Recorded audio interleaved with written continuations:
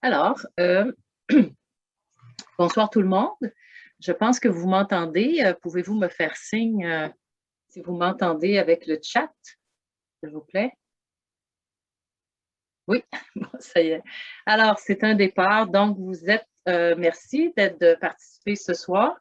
Et ce dont on va parler ce soir, c'est la santé et le bien-être de notre cheval demeurera toujours la priorité et une préoccupation constante. Lorsqu'une problématique de santé est découverte, l'enquête vétérinaire peut révéler qu'elle prédate la transaction d'achat. Plus souvent qu'autrement, la problématique était en germe, mais non cliniquement observable au moment de l'achat. Cette situation correspond à un vice caché. Le recours du propriétaire d'un cheval invalide et les moyens de défense de l'ancien propriétaire sont régis par des règles juridiques précises qui seront explorées dans ce webinaire. Alors, c'est ce dont on va parler ce soir. Merci de participer et quelques règles en passant. Je vous demanderai donc de fermer vos micros et je pense que c'est le cas de tout le monde. Je pense que vous ne pouvez pas de toute façon l'ouvrir, mais ce n'est pas grave. Également, au fur et à mesure de la présentation, si vous venez des questions à l'esprit, vous pouvez les écrire dans le questions et réponses et non pas dans le chat, vraiment de la question et réponse. Et si le sujet est vraiment se porte sur ce qui vient d'être dit, on pourrait le traiter pendant la présentation et non pas seulement à la fin. Alors, ne vous gênez pas pour poser vos questions au fur et à mesure de la présentation.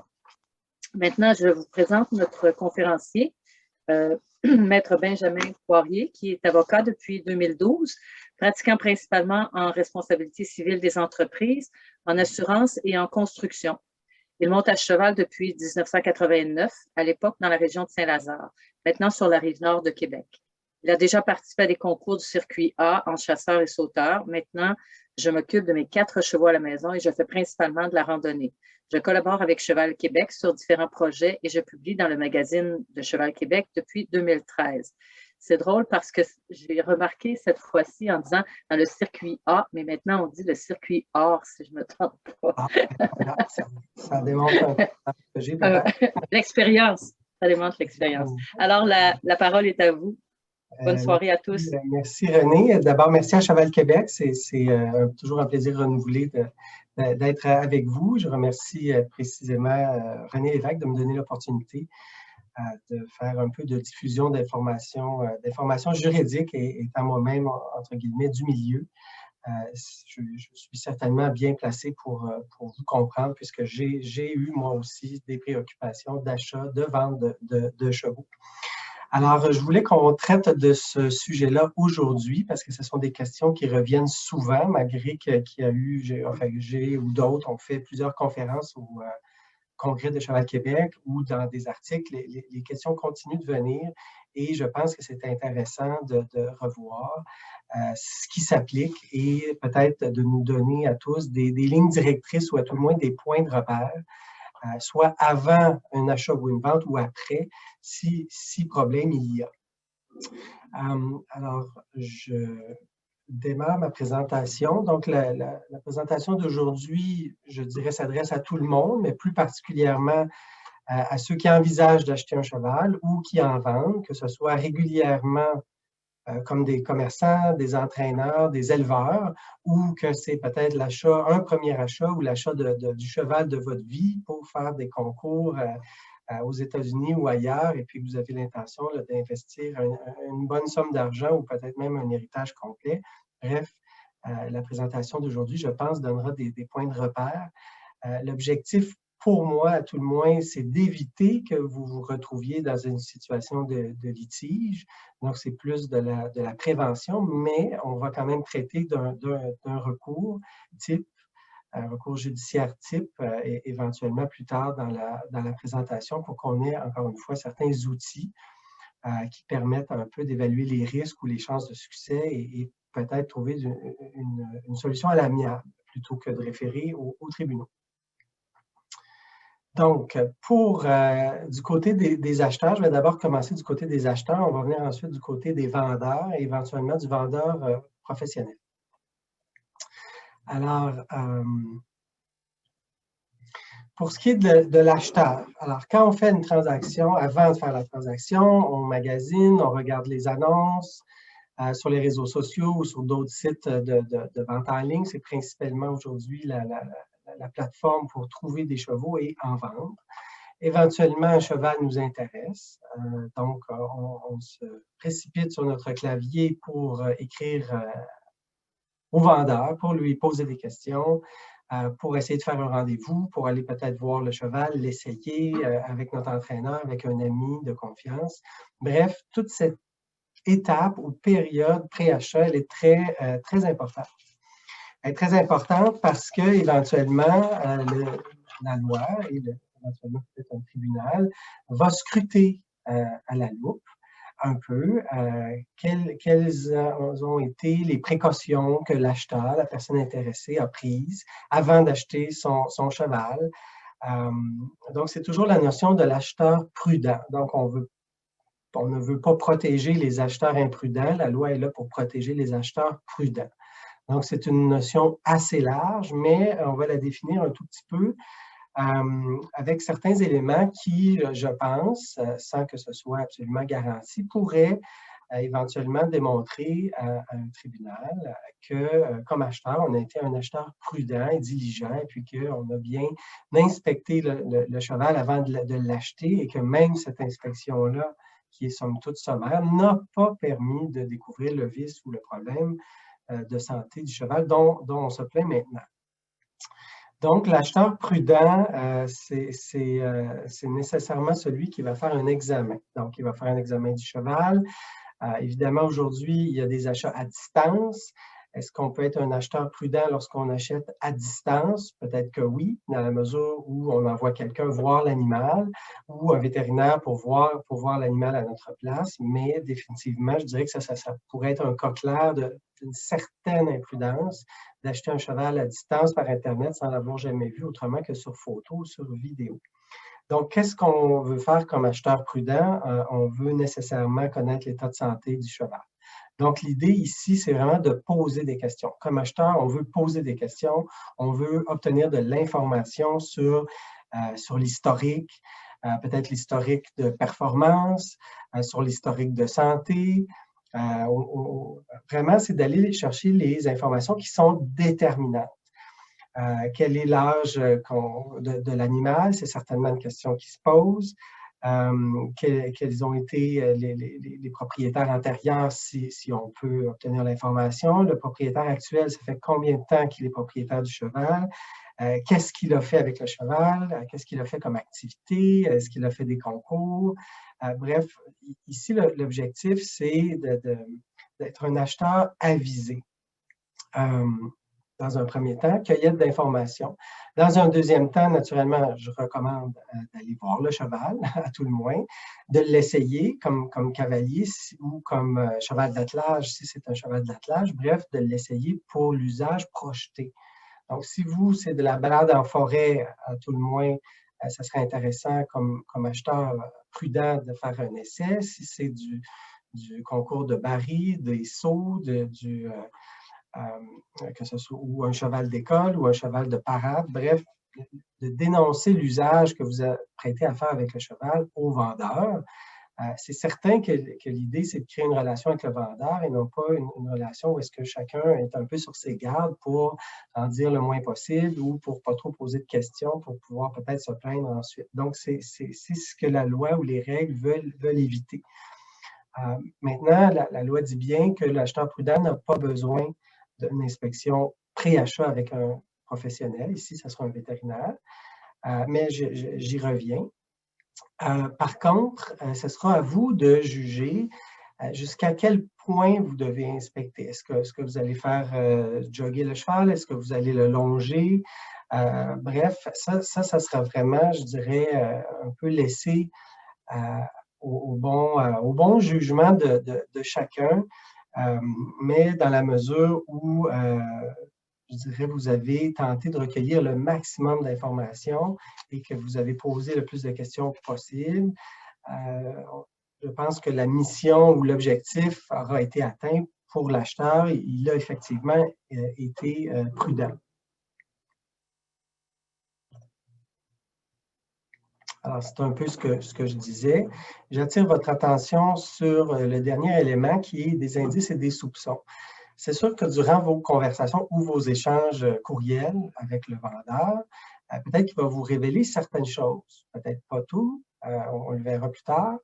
Par contre, si le vendeur vous parle que le cheval a une vieille blessure, qui est consolidée par ailleurs, qui ne pose pas de problème, puis que vous avez l'intention d'avoir un cheval de performance, c'est sûr que là, l'examen vétérinaire, ça deviendrait peut-être quelque chose ou un élément qui traduirait le comportement d'un acheteur prudent.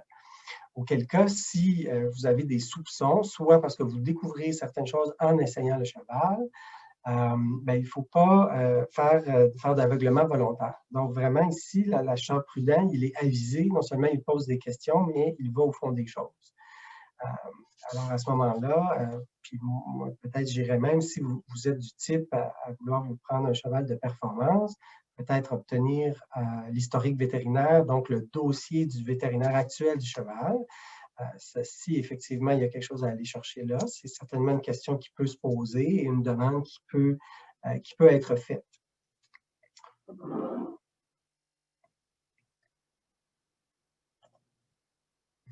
Alors, pour ce qui est d'examen vétérinaire préachat, la règle est quand même très claire dans le Code civil. C'est que l'acheteur prudent n'en a théoriquement pas besoin ou de base pas besoin. Par contre, comme je le disais tantôt, ça pourrait être vu comme une imprudence d'acheter un cheval dont on sait qu'il a un historique de blessure et pour lequel on envisage des compétitions de haut niveau. Peut-être que dans ce cas-là, un tribunal pourrait conclure que ici, vraiment, l'acheteur ayant des soupçons a été imprudent. Personnellement, je ne peux que vous recommander l'examen vétérinaire pré-achat à toutes les fois, si ce n'est que pour confirmer que tout va bien ou confirmer comme vous pensiez que c'est le cheval pour vous. Évidemment, si vous retenez les services d'un vétérinaire pré-achat, il faut être très clair. Vous retenez ces services pour faire quoi? Je pense que c'est bien et c'est même essentiel d'informer votre vétérinaire. Quel est l'usage projeté du cheval, les activités, qu'est-ce que vous envisagez de faire? Évidemment, il faut vous entendre avec votre vétérinaire. Est-ce que vous voulez un rapport écrit complet? Est-ce que vous voulez un sommaire seulement? Est-ce que vous voulez des radiographies? Vous voulez tout ça? Donc, tout ça devrait, je pense, être défini à l'avance. Il y a certains vétérinaires pré-achat qui ont des espèces de formulaires types de tout ce qu'ils vont vérifier lors de l'examen pré-achat de base. Je pense que c'est une bonne idée de le lire et de convenir qu'effectivement, le service de base ou le service plus poussé, dans votre cas, est l'examen vétérinaire pré-achat qui est raisonnable ou adéquat. L'objectif, évidemment, c'est de trouver un bon équilibre entre l'acheteur prudent et le vendeur, et éventuellement, qui doit lui aussi a des obligations d'informer et de révéler tout ce qu'il sait. Mais je pense que de base, l'examen vétérinaire pré-achat m'apparaît comme une prudence élémentaire, même si la loi ne le requiert pas. Évidemment, il y a des coûts. Si vous achetez un cheval de moindre coût, peut-être vous allez vous dire que, bon, plusieurs centaines de dollars pour un examen pré-achat, ça ne vaut pas vraiment le coup. S'il y a un problème, je le gérerai plus tard. C'est correct. À ce moment-là, vous prenez le risque. Par contre, même si votre cheval n'a pas coûté cher, si jamais il devient invalide ou il y a une boiterie ou il y a quelque chose qui se déclare, qui aurait pu être vu rapidement par l'œil expérimenté d'un vétérinaire, à ce moment-là, on va peut-être s'en mordre les doigts en se disant, ben, je ne peux plus rien faire, même si mon cheval m'a coûté pas très cher, finalement, je ne peux rien faire d'autre que le regarder. Donc, sans que ce soit une question légale, je pense que c'est peut-être une question vraiment des préoccupations plus personnelles. Mais je pense que c'est une bonne idée. Et éventuellement, j'y reviens tantôt, l'examen vétérinaire pré-achat pourrait vous servir de moyen de preuve pour démontrer que malgré tous les efforts, le vétérinaire n'a jamais vu le problème dont on se plaint maintenant ou qui était en germe, mais impossible à voir. Donc, par définition, un vice caché, il est caché. Donc, s'il échappe l'examen vétérinaire, je pense que la preuve sera très solide qu'il s'agissait effectivement d'un vice qui est caché et que même un examen vétérinaire ne l'a pas révélé. Donc, vous, comme acheteur, éventuellement, si vous faites un recours judiciaire, disons que ce fardeau de preuve-là sera rencontré. Donc, c'est pour l'avenir aussi, le rapport vétérinaire pré-achat peut être utile éventuellement dans un recours judiciaire.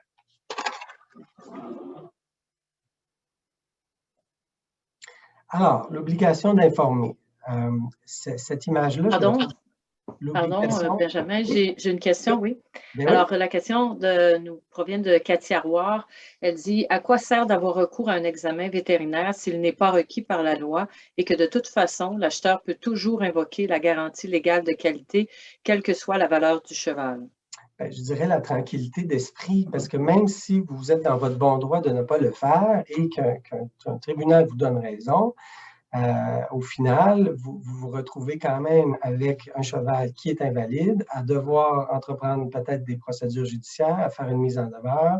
Ça vous demande du temps, ça vous demandera peut-être même de l'argent si vous retenez les services d'un avocat. Et peut-être que tout ce dossier-là va se clore dans 1 an, 2 ans, 3 ans plus tard. Donc, moi, je me dis, pour la tranquillité d'esprit, ce n'est pas juste une question légale, c'est une question, qui veut perdre son temps avec un cheval qui a un problème alors que la saison de compétition arrive, par exemple? C'est sûr que vous êtes dans votre bon droit de ne pas le faire. Peut-être pas dans tous les cas, comme je le disais tantôt, si vous avez des soupçons ou on vous parle d'une vieille blessure, mais que vous n'enquêtez pas plus, ça pourra vous être reproché éventuellement, puis peut-être qu'un tribunal considérera que vous n'avez pas été un acheteur prudent.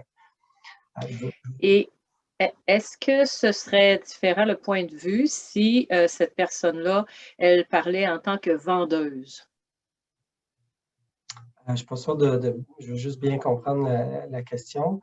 C'est sûr que Ben, si vous êtes vendeur et que vous vendez un cheval à quelqu'un qui ne fait pas d'examen vétérinaire, évidemment, tout est une question éventuellement. Quel est le problème? C'est sûr que, puis j'y reviens dans un instant, ça pourrait faire partie des moyens de défense de la part d'un vendeur en disant, ben, le vice était apparent pour un œil expérimenté, mais l'acheteur n'avait pas l'expérience, a choisi de ne pas faire d'examen vétérinaire, alors que le vice ou le problème dont on se plaint était visuellement apparent. Donc, ça pourra servir d'un bon moyen de défense éventuellement. OK, merci.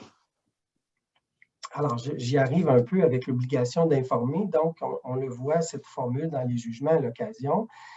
Ce n'est pas un jeu de chat et de souris où est-ce que le vendeur va révéler seulement certaines choses, mais pas d'autres, ou dire des demi-vérités, parce que, naturellement, le vendeur veut protéger sa vente. Et il veut vendre le cheval lorsque la décision est prise, en général, pour le meilleur prix possible et le plus rapidement possible. Donc, c'est sûr que le vendeur a l'obligation d'informer. Donc, évidemment, l'objectif ici, c'est la transparence, informer de tout ce qu'il sait, même les choses un peu anodines. Évidemment, une fois que le cheval est vendu, il est vendu pour le vendeur. Il veut avoir une tranquillité d'esprit. Il ne veut pas revenir se faire hanter dans 6 mois, 1 an, 2 ans, parce que là, le problème a été découvert, le pot rose a été découvert, alors que c'est quelque chose qui aurait nécessité simplement quelques informations de plus. Est-ce qu'un vendeur veut vraiment s'embarquer dans un litige pour quelques informations qui ont été conservées? Par ailleurs, actuellement, puis je pense que tout le monde a pu le constater, les prix des chevaux sont très élevés, ils se vendent rapidement. J'ai rarement vu une annonce d'un cheval à vendre qui reste sur les réseaux sociaux plus d'1 semaine. Auquel cas, comme vendeur, si vous révélez tout, puis que votre acheteur n'est pas intéressé, il y en aura certainement un autre qui sera intéressé. Je vois même des annonces où carrément les chevaux sont boiteux et c'est dit. On pourra féliciter l'honnêteté et la transparence, mais on est, je pense, dans une conjoncture qui fait en sorte que même les chevaux un peu blessés se vendent quand même. Bref, ici, l'objectif, c'est vraiment pour le vendeur de dévoiler l'historique médical, les activités, l'expérience du cheval, qu'est-ce qu'il a fait avant, ça fait combien de temps qu'on est propriétaire, il a quel âge, il a quelle race, est-ce qu'il y a des papiers enregistrés, pas enregistrés. Bref, naturellement, les annonces qu'on lit sont en général courtes. Il y a beaucoup d'images et beaucoup de vidéos, mais comme vendeur, vous avez quand même l'obligation de tout révéler, plus que les vaccins sont à jour et a été ferré. Si vous êtes au courant d'un historique médical, dites-le, parce que ça va tout simplement vous être reproché éventuellement. Et les vétérinaires, en général, en très, très grande majorité, ne vous protégeront pas, dans le sens que si on leur demande si le cheval a une historique, ils vont le révéler, ils sont très honnêtes. Donc, moi, j'invite vraiment les vendeurs à tout révéler. C'est un jeu d'équilibre qu'on recherche. Donc, oui, l'acheteur doit poser des questions, mais aussi le vendeur doit informer. Donc, on ne veut pas rendre obscures certaines choses avec toutes sortes d'explications. Vraiment, moi, je préconise la transparence parce que tout ça revient pour l'acheteur qui va faire un choix libre et éclairé. Donc, si on veut considérer que la vente, elle est bonne et valable et que le contrat de vente a été librement consenti par l'acheteur, encore faut-il qu'il ait toute l'information. Donc, s'il y a une information qui est retenue ou seulement des demi-vérités, ça va poser problème éventuellement.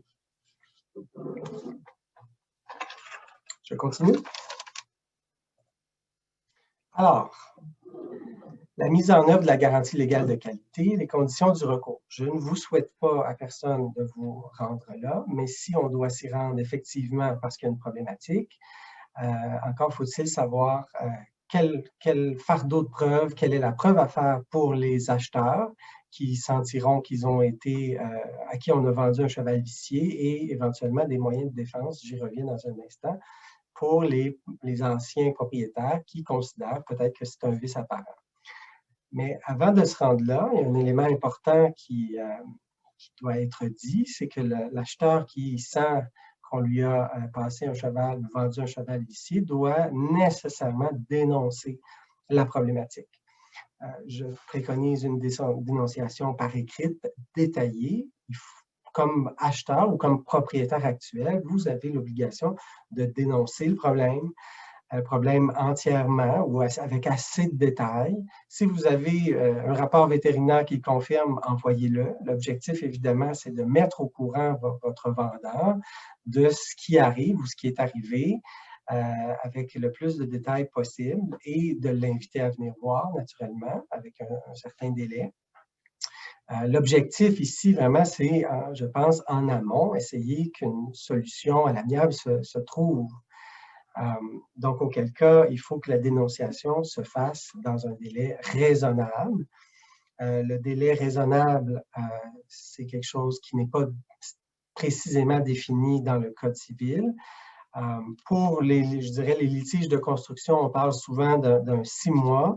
Et je lisais tout récemment des décisions dans les tribunaux qui considéraient que dans le cas précis d'un cheval, 5 mois, c'était déjà trop tard. Donc, moi, je recommande, comme propriétaire de cheval, dès que vous découvrez quelque chose, dites-le, dénoncez-le tout de suite. C'est beaucoup mieux ça dans les jours ou les semaines qui suivent que d'avoir à faire un débat, à savoir si la dénonciation s'est faite dans un délai raisonnable. Donc, ça, c'est vraiment une condition, je dirais, avant même qu'on se rende au recours judiciaire. C'est essentiel. Donc, dénoncer le problème, inviter le vendeur à venir voir, essayer de trouver une solution, discuter, garder, je dirais, les canaux de communication ouverts. Et comme vendeur, vous qui recevez cette dénonciation, impliquez-vous. Ne l'ignorez pas. Évidemment, on est toujours fâché quand on se fait accuser d'avoir vendu un cheval vicié. Bref, il faut tamiser un petit peu les ardeurs, mais bref, impliquez-vous. C'est toujours mieux de ne pas ignorer ce genre de lettres ou de courriels et d'aller voir par le fait même. Donc, si la dénonciation ne donne rien ou si le problème persiste, envoyez une mise en demeure. Par contre, dans la mise en demeure, il faut être un peu plus précis à savoir qu'est-ce qu'on demande comme propriétaire actuel envers notre vendeur, qu'est-ce qu'on demande. Alors, encore une fois, dénoncer le problème au niveau médical, donner l'information pour que le vendeur puisse vraiment comprendre de quoi il s'agit. Et ensuite, il faut dire qu'est-ce qu'on veut. Donc, on veut une baisse de prix de vente. parce qu'on aurait acheté le cheval quand même, mais on ne l'aurait peut-être pas donné un si haut prix ou payé aussi cher parce qu'il ne peut pas faire exactement ce qu'on veut, mais on veut le garder quand même. Peut-être parce qu'on est attaché au cheval, que ça fait 1 an ou c'est le cheval de nos enfants. Bref, il faut dire ce qu'on veut. Donc, est-ce qu'on veut une baisse de prix de vente? Est-ce qu'on veut une annulation de la vente et un remboursement? Et est-ce qu'on veut en plus des dommages? Des dommages moraux, des remboursements pour le coût de transport, le coût de la pension, l'entraînement, des choses comme ça. Et j'y reviens parce que ce n'est pas dans tous les cas où des dommages supplémentaires, en fait, de dommages moraux ou autres frais seront accordés ou peuvent être demandés.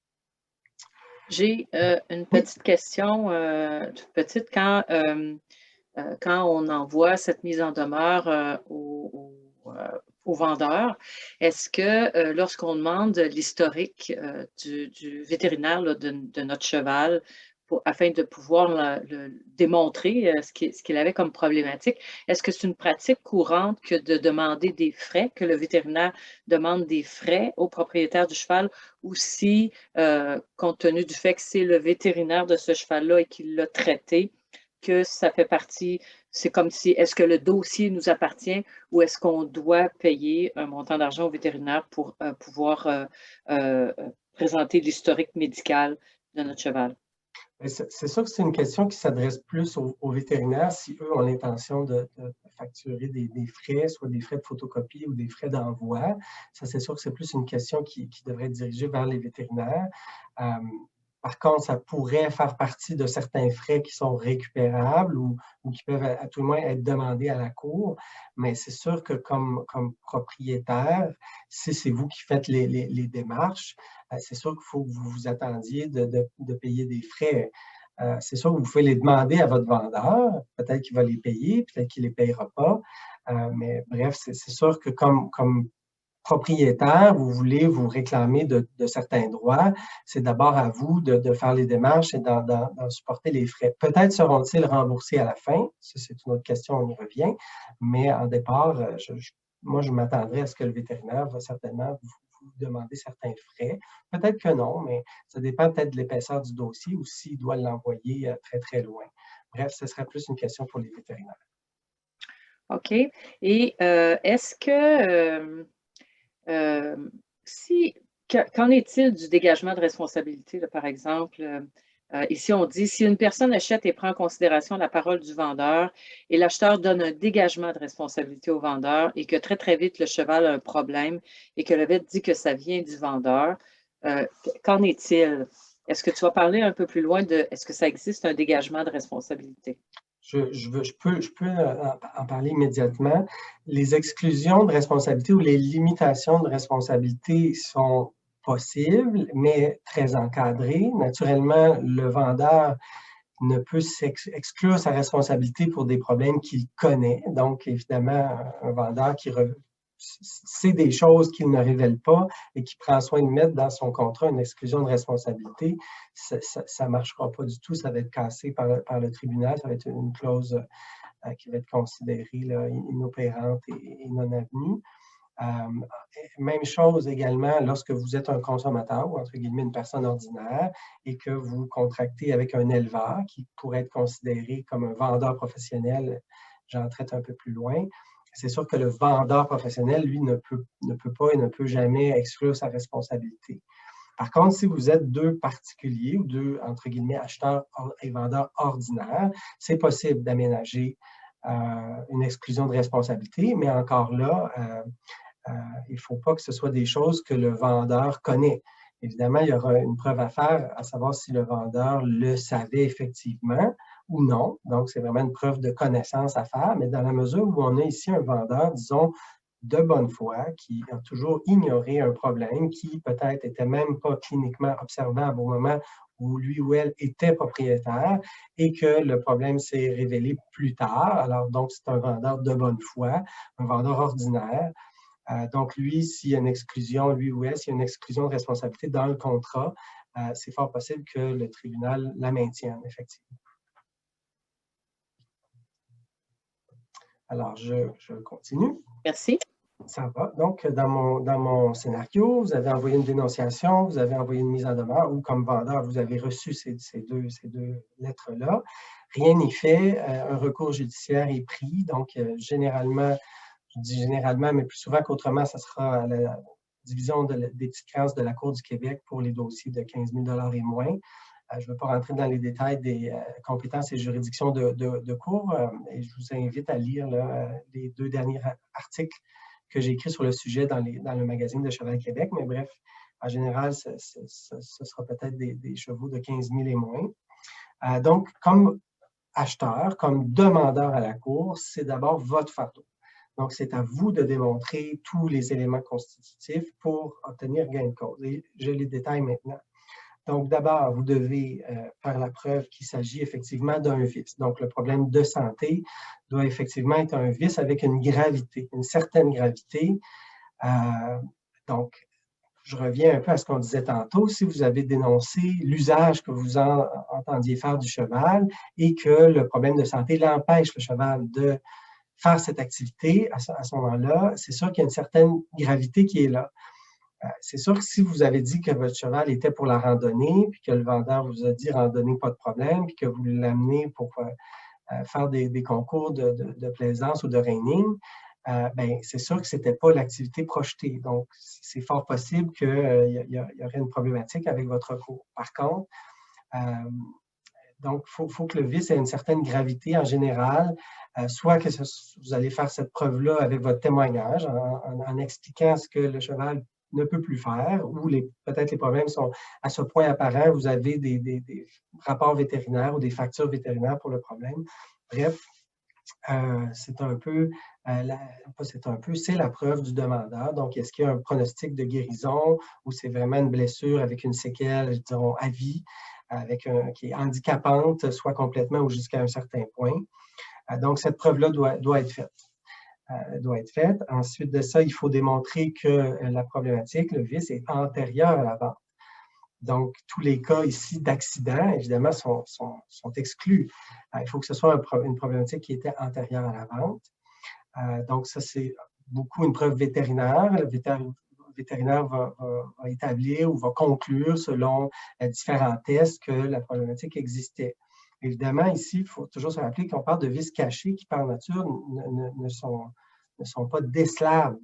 Donc, c'est sûr que la preuve du caractère caché et antérieur à la vente prend toute son importance. Je parlais un peu plus tôt de certaines problématiques qui sont encore difficilement décelables. Je parlais des chevaux wobbler. Je me rappelle très bien avoir lu de la littérature qui a peut-être évolué depuis, mais c'était toujours la question de savoir si c'était une problématique congénitale. Auquel cas, la preuve de l'antériorité est entièrement faite puisque l'animal est né avec le problème, mais c'est peut-être l'entraînement qui a fait que ça s'est éventuellement exacerbé et devenu cliniquement observable. Donc, ça va être à vous de démontrer que le problème est antérieur à la vente. Comme demandeur, vous avez un autre élément à démontrer, c'est que le vice était caché, donc caché non apparent. Alors, on revient à toute la notion de l'acheteur prudent et de l'examen et de l'inspection qui a été fait du cheval en départ.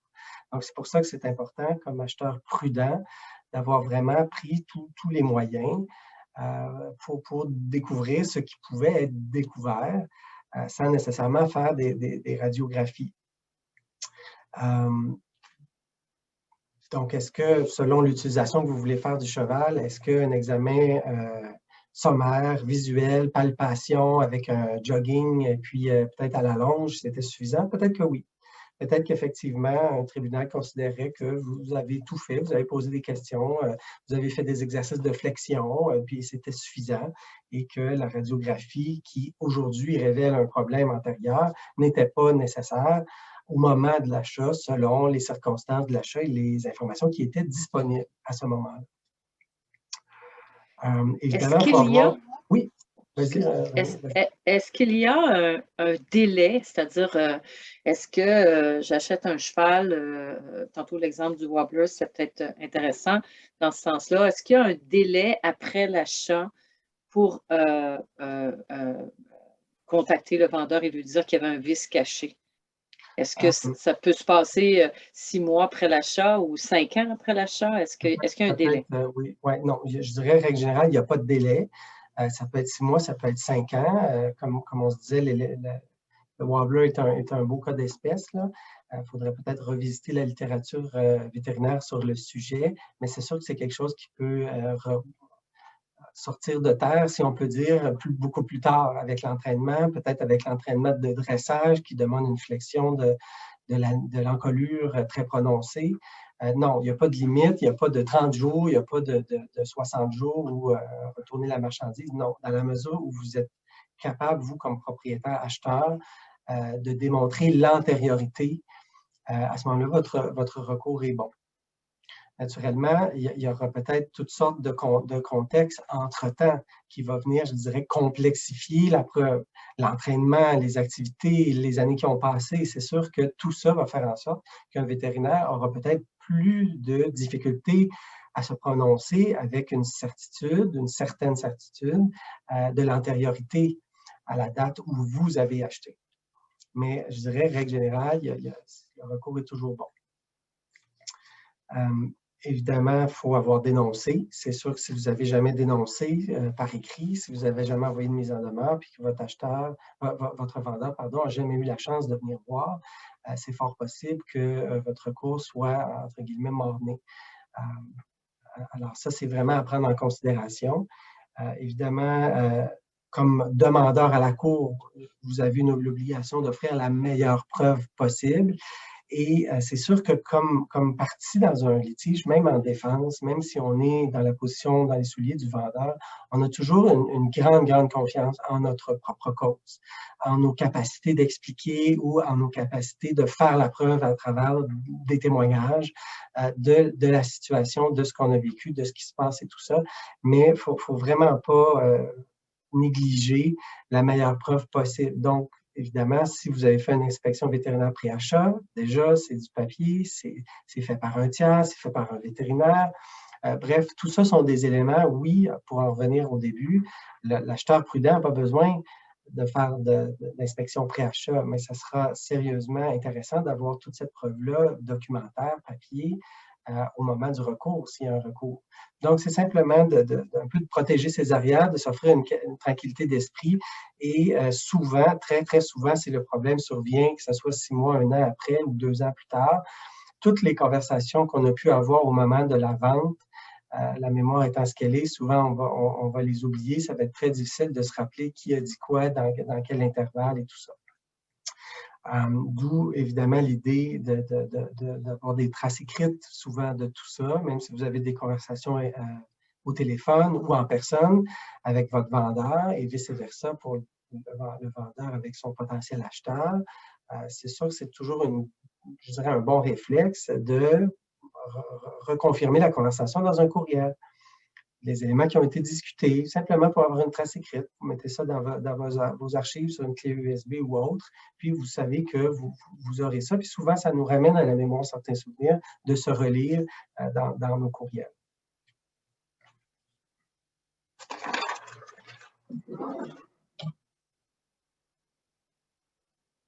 Alors, j'arrive aux moyens de défense. Alors, pour les moyens de défense, évidemment, vous avez peut-être interprété mon discours là, comme si chaque fois qu'un acheteur est aux prises avec un problème de santé avec son cheval, c'est nécessairement la faute du vendeur ou c'est nécessairement le cas d'un vice caché. Mais ce n'est pas toujours le cas et le vendeur n'est pas en reste. Il a des moyens de défense. Évidemment, c'est un peu de déconstruire la preuve qui pourrait être faite.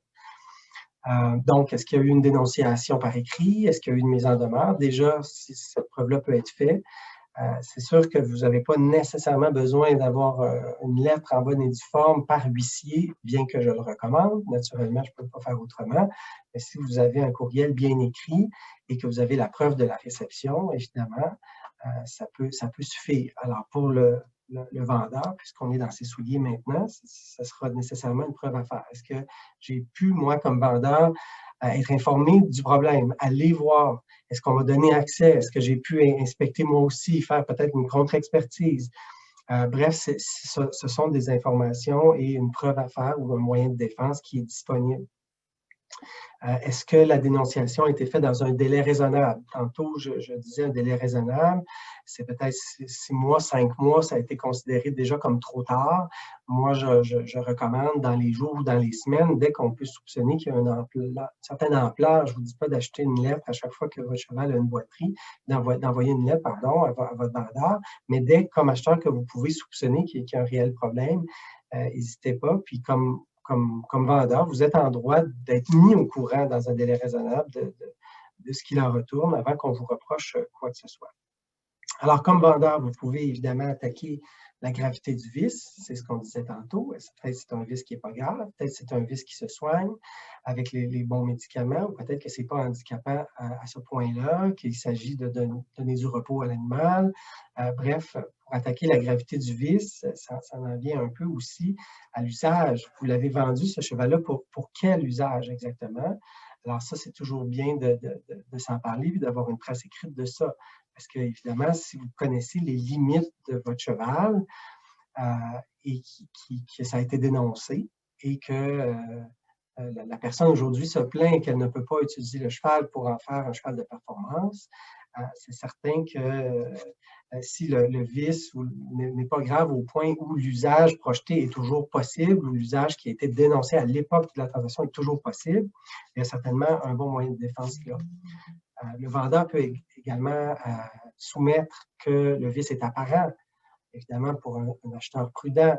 Donc, je reviens aux achats en ligne, aux achats à distance, sur photo ou sur vidéo.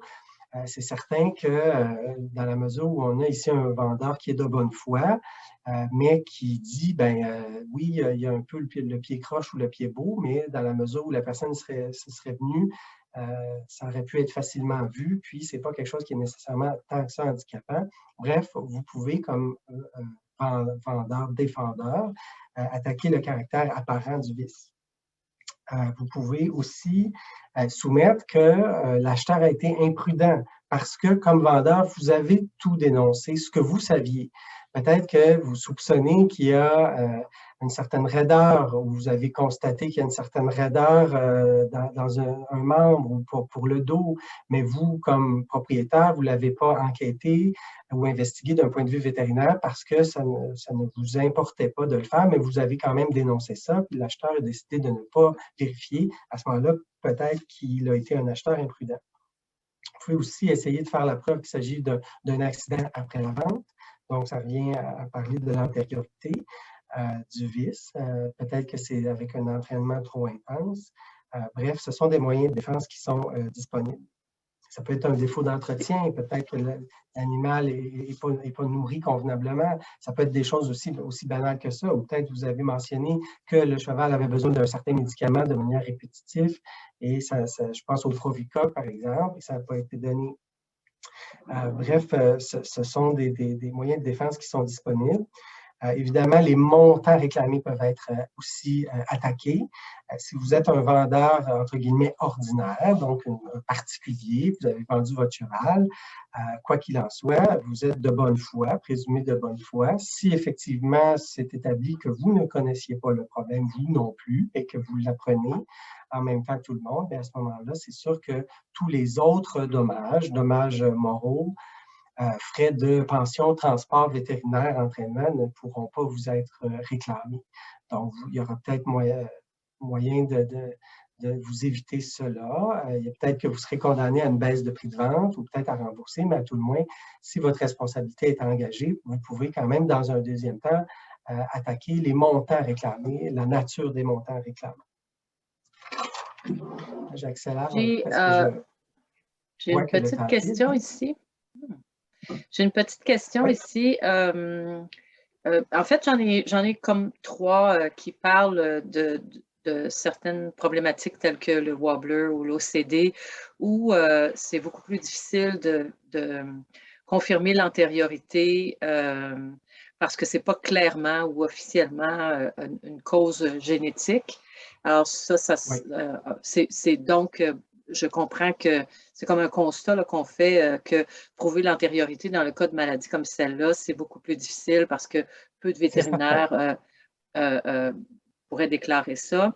Et j'ai une autre question qui dit si le cheval Wobbler a été euthanasié avant de passer en cours car le cheval était dangereux pour l'humain avec rapport du vétérinaire, c'est correct qu'il soit mort ou est-ce que la cause est nulle parce qu'il est mort? Ben, c'est sûr que là, ici, quand même, non, je dirais la réponse c'est non, dans la mesure où il y a une certaine urgence. Il y a une question, là, dans le scénario qui nous est proposé, une question quand même de sécurité du public. Et peut-être que le vétérinaire aussi recommandera l'euthanasie le plus vite possible, que ce soit au Wobbler ou un autre genre d'accident.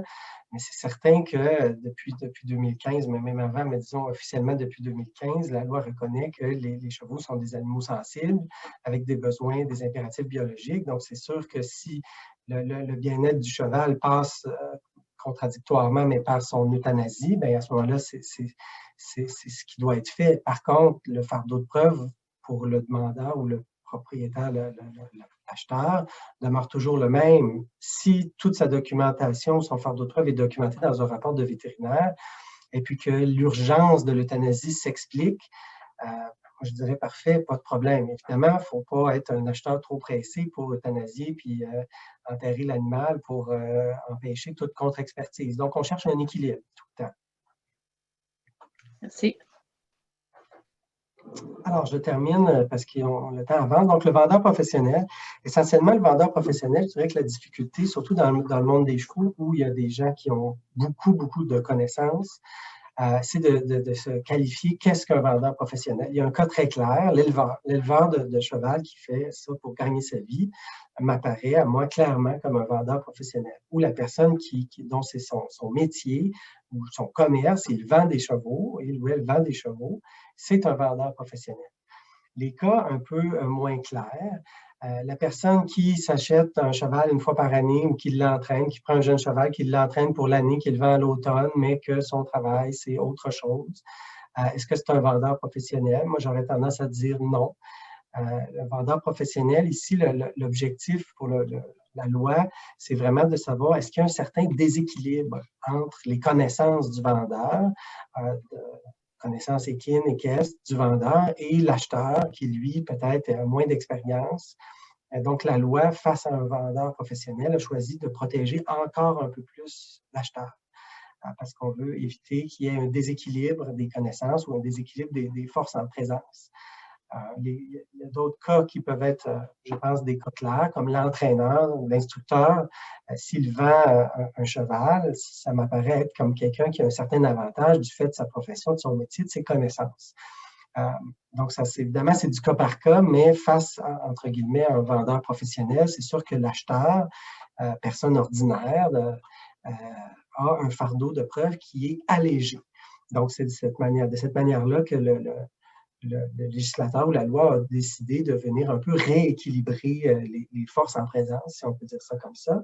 Donc, dans ce cas-là, peut-être les seules preuves à faire, c'est la propriété du cheval, évidemment. J'ai acheté ce cheval et il a un problème aujourd'hui et je l'ai acheté d'un vendeur professionnel et j'ai dénoncé le problème dans un délai raisonnable. Et voici le problème, et je ne peux plus utiliser mon cheval, ou il est mort, ou il boite de manière chronique. Et bon.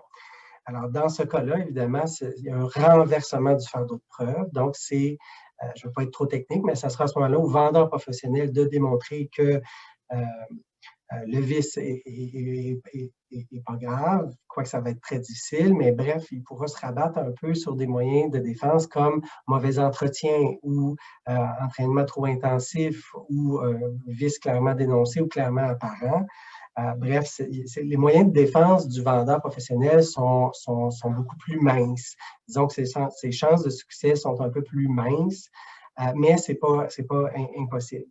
Et je reviens à ce qu'on disait tantôt sur les dommages, les montants réclamés. C'est sûr qu'un acheteur propriétaire ordinaire, un particulier qui a acheté d'un vendeur professionnel, en plus d'avoir le droit à une baisse de prix de vente ou l'annulation de la vente et le remboursement, pourra aussi obtenir des dommages supplémentaires. Dommages moraux, il faut en faire la preuve naturellement, et dommages, frais de transport, pension, entraînement ou autres frais vétérinaires, forgerons, bref. Je l'ai énuméré dans mon dernier article dans le magazine Cheval Québec. Ce sont des points de repère. Tout est un cas par cas, mais en règle générale, tout autre dommage est possible et peut être demandé. Je termine en vitesse. On en a parlé un peu tantôt, mais les contrats de vente, il y en a des modèles sur le site de Cheval Québec. C'est des modèles qui doivent être adaptés à votre réalité. Si pour vous, ces documents-là, c'est un peu du charabia et vous vous y perdez, il n'y a pas de problème.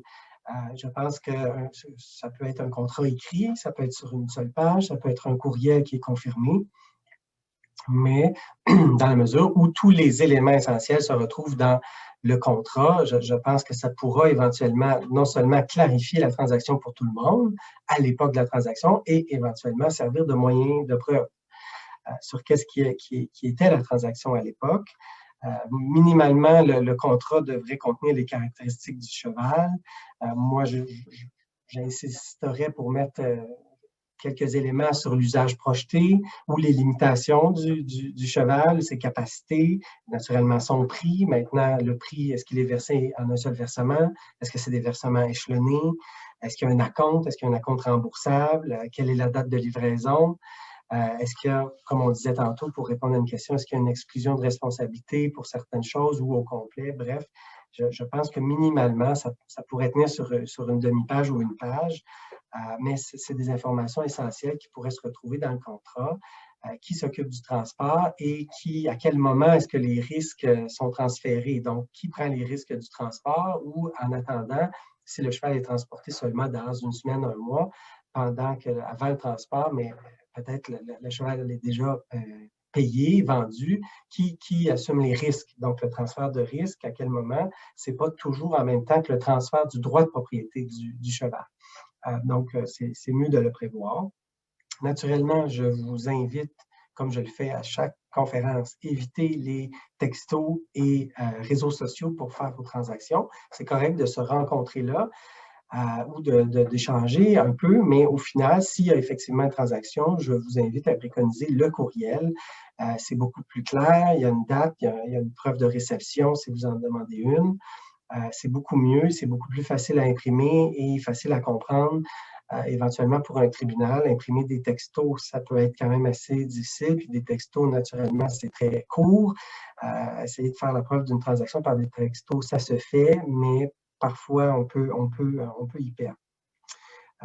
Je termine aussi en mentionnant que si effectivement, vous n'avez pas le choix et vous devez vous rendre devant le tribunal, pour ce qui est de la division des petites créances, il y a un service de médiation gratuit qui peut être intéressant. Évidemment, si on initie une certaine négociation, il faut rester toujours l'esprit ouvert, puis il faut s'attendre à en laisser un peu sur la table et à ne pas tout obtenir si on est un acheteur et à ne pas tout gagner si on est un vendeur. Mais je pense que c'est un service qui est excellent avec des bons taux de succès. Donc, si vous devez vous y rendre, sachez que ça vous sera offert et ça peut peut-être être une occasion d'essayer de régler le litige à l'amiable. Et au moins, vous saurez exactement quelle est l'issue. Tandis que si vous vous présentez devant le tribunal, vous pensez gagner, vous allez peut-être perdre. Vous pensez gagner, vous allez peut-être gagner à moitié. Bref, vous remettez dans les mains d'une autre personne. Donc, personnellement, je préconise, si le règlement vous intéresse, de faire un règlement. Et si effectivement, vous croyez en votre cause, que ce soit en demande ou en défense, et vous croyez sincèrement qu'un juge vous donne raison, je suis aussi de cet avis que parfois, il y a des dossiers qu'il faut effectivement présenter devant un juge. Alors, ça complète ma présentation. Je prendrai toute question intéressante. J'en ai trois. J'en ai trois actuellement. Il y a un cas particulier dans cette question-là. Ça se passe dans une même région où, semble-t-il, il n'y a pas beaucoup de vétérinaires. Donc, le vétérinaire du propriétaire du cheval, qui est le vendeur, et le vétérinaire de la personne qui veut acheter le cheval se trouverait à être la même personne. S'il y a une erreur dans le diagnostic ou quelque chose comme ça, de quelle façon on peut gérer cette situation-là où le vétérinaire se retrouve des deux côtés, du Bien, côté de c'est sûr l'acheteur et que du vendeur. oui, ça, je comprends l'apparence de conflit, d'intérêt. C'est sûr que moi, j'ai pleine confiance en la capacité des vétérinaires d'être objectifs et de faire la part des choses. Naturellement, les vétérinaires ont quand même l'obligation de dénoncer s'ils sont effectivement déjà le vétérinaire d'une partie ou d'une autre. Dans ce contexte-là, c'est vrai qu'en région éloignée, et puis on s'en était parlé déjà, René, à certaines régions, il y a une pénurie de vétérinaires, et c'est vrai.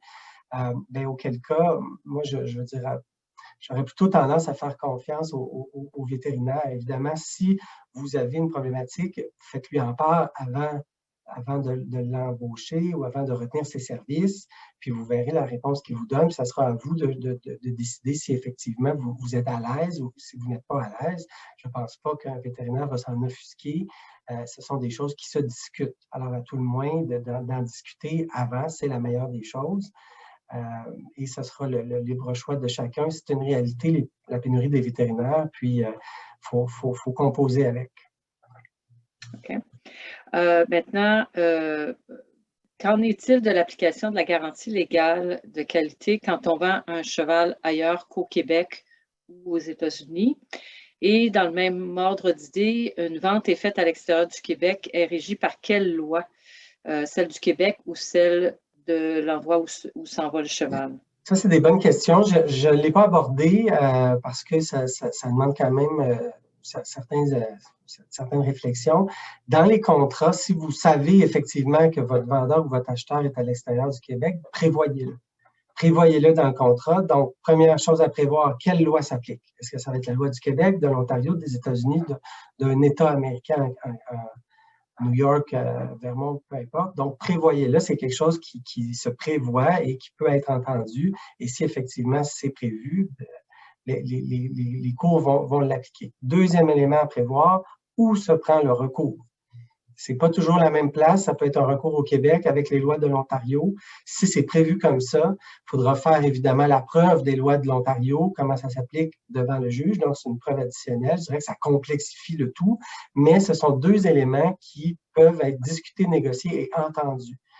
Il y a une certaine complexité. Je ne veux pas trop rentrer, naturellement. Si vous êtes un consommateur ou une personne, un particulier, une personne ordinaire, et vous achetez d'un éleveur à l'extérieur du Québec, ce sera quand même toujours la loi du Québec qui va s'appliquer. Mais il y a une certaine complexité. Je ne veux pas rentrer trop là-dedans.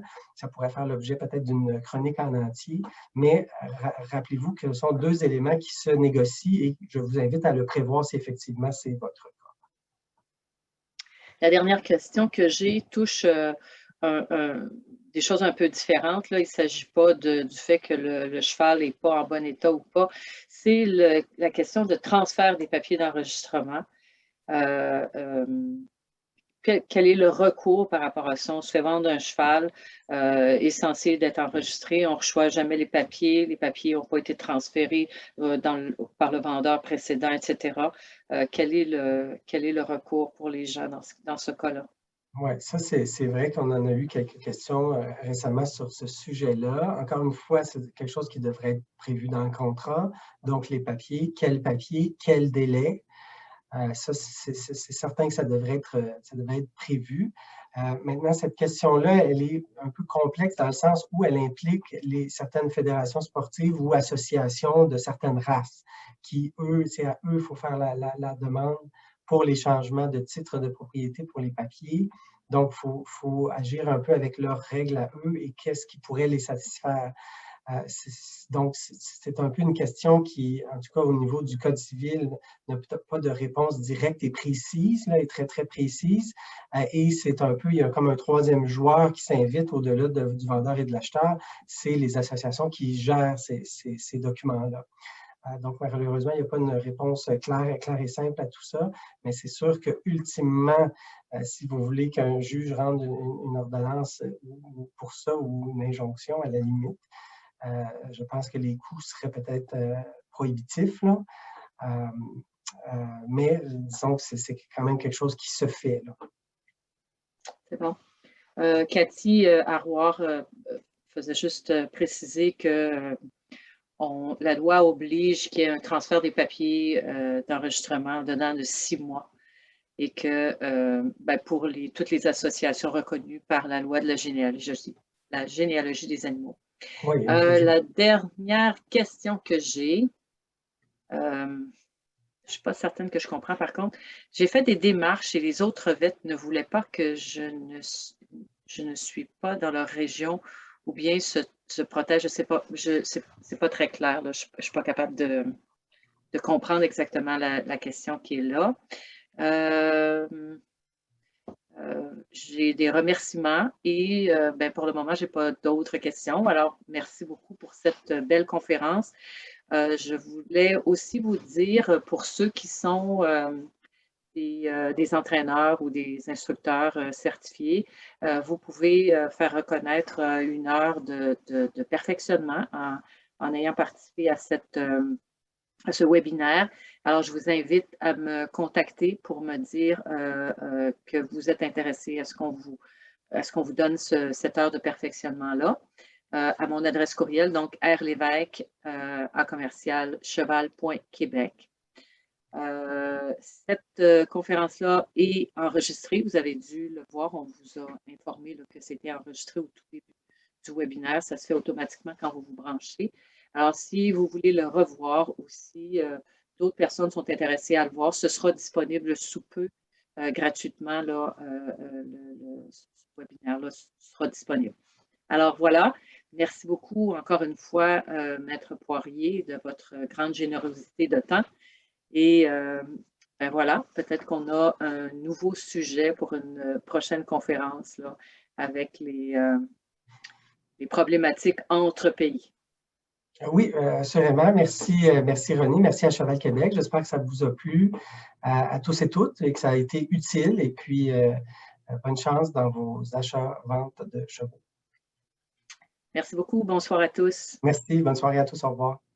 Au revoir.